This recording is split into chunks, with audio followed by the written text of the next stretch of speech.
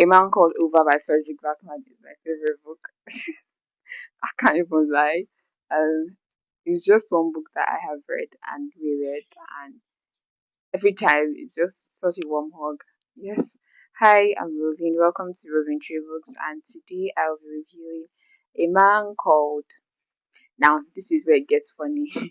I don't know if I should call him Ove because that's the pronunciation I got when I was reading it. You know, when you're reading, it's the word that is in your head that you used to pronounce the name. So I call it Ove, but it turns out it's pronounced over because it's Swedish, by the way. And I've been trying to get used to over, but I've so I think occasionally I might switch between Ove and over during the review. It's the same person. It's the same person. Yes. Um, I think one of the things I really liked about this book was I connected to it because it talks about grief in a way that many people that have grief will connect with. So we see Ove talking to his wife, and later I'll be learning that she's dead. I think many people can relate to that, where they have constantly been addressing a loved one that is dead, like as if the person is there, but the person is not there anymore. And it was just a very sad thing. Loki, I knew that was what was happening in the book even before it was said that's what was happening.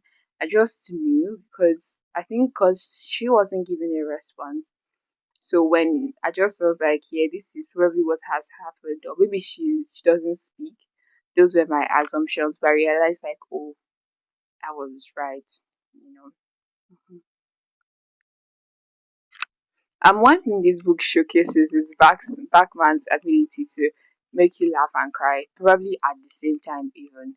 And it shows the emotional depth that he has in his writing. So, one moment you are weeping, the next moment you are crying, and sometimes you are crying, laughing at the same time. For example, there is this scene where he calls Pavana an idiot, and no, he says, "Oh, I can't really remember, but the scene where he was teaching her how to drive." And it was just such a warm scene and it was so very relieving. But another thing is that was really heartbreaking, apart from Ove's life as a person and with his wife, was when his wife lost her father. So Ove lost his father-in-law, and his father-in-law had this cat that was so big, and the cat committed suicide. It was just a very interesting thing to see because I've realized over time that animals do possess emotions. Now, not every animal, right? But to a very large extent, some animals do possess emotions, and the grade is different for different animals. So there have been records of elephants either killing someone who has destroyed their park or something, and there was also a record of elephants traveling down to a place where a man who saved them, who rescued them, where he was when he died. So they spent a few days there and then they traveled back. Nobody told them. So it just showed that these animals are way more emotional than we give them credit for. But another remarkable thing this book talks about is that we place a lot of emphasis on romantic love while abandoning other forms of love.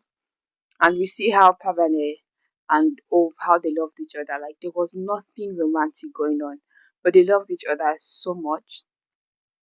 It was so obvious how much these two loved each other. I mean, that's why they were fighting the way they were fighting. And it's so beautiful, such a healing kind of love. And Ove gained a lot by loving Pavane back. He gained a family again, and it was just so warm. Yeah, I think another thing that I really liked was when Pavane's daughter drew a picture of Ove, and because of the way we Ove has been described as black and white, and Sonia as color, and then the drawing, everything just felt so intentional, so emotionally charged. Yes, emotionally charged is the word I will use because um, if you had just read that part of the story, you'd be like, well, when you read the context, like this man used to think he had no color, but turns out that he did, despite the fact that he was a comedian. I hope to God that that's the pronunciation. Despite the fact that that's what he was, he still had some color. I mean, He was nice to people, even though he was grumbling about it, but he would still be nice to people. And that's one of the things that Pavane saw.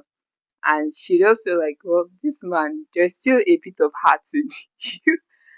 And as I mentioned heart, I remember the hospital scene where he was diagnosed with a particular heart condition. And Pavane started laughing because, and the nurse at the at the hospital was like, "Is everything okay?" But they couldn't get the joke. They couldn't get the joke. And in the movie, Otto, that's what he's called in the movie. Otto was just looking at her like, "I don't blame you.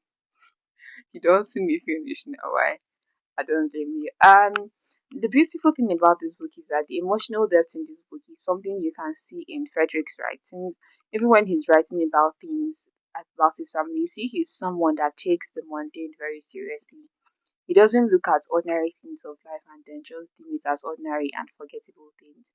He appreciates even the very little thing about life, and that is very beautiful. I like that.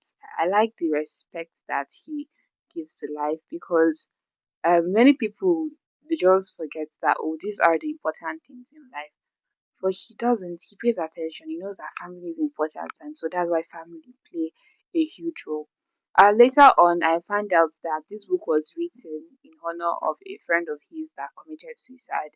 So it was like maybe probably this would have been the alternative if that didn't happen, and it made a lot of sense because we see that this man was trying something funny, but the universe kept stopping him.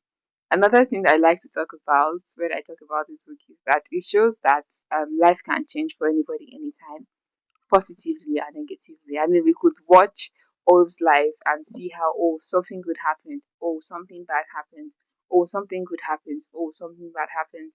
But he was able to pick himself up eventually, and that's what made life very beautiful for him. He didn't let it keep him to the ground because he could have accepted like top, but life kept interrupting him from the plans he had made for himself.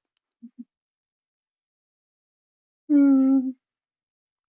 About Ove and Pavene's love, it was so beautiful. It just reminded me of the verse in the book of Ruth that says, "Your people will be my people." Because at the end of the day, Pavene's people were Ove's people as well. So it just showed that true love makes um people parts of each other. So there's this song, I think it's Barney, I can't remember, but it's a children. The more we are together, the happier we shall be. For your friends and my friends and my friends are your friends. That kind of thing, right? But that's the way it is because when you really love someone, and whether as a brother, as a sister, their friends are also your friends because you're also a part of their life, also a part of them. If I keep on going, probably won't stop.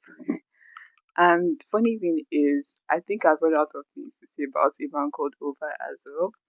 I really love this book, and that's all I have to say now. And bye. See you later.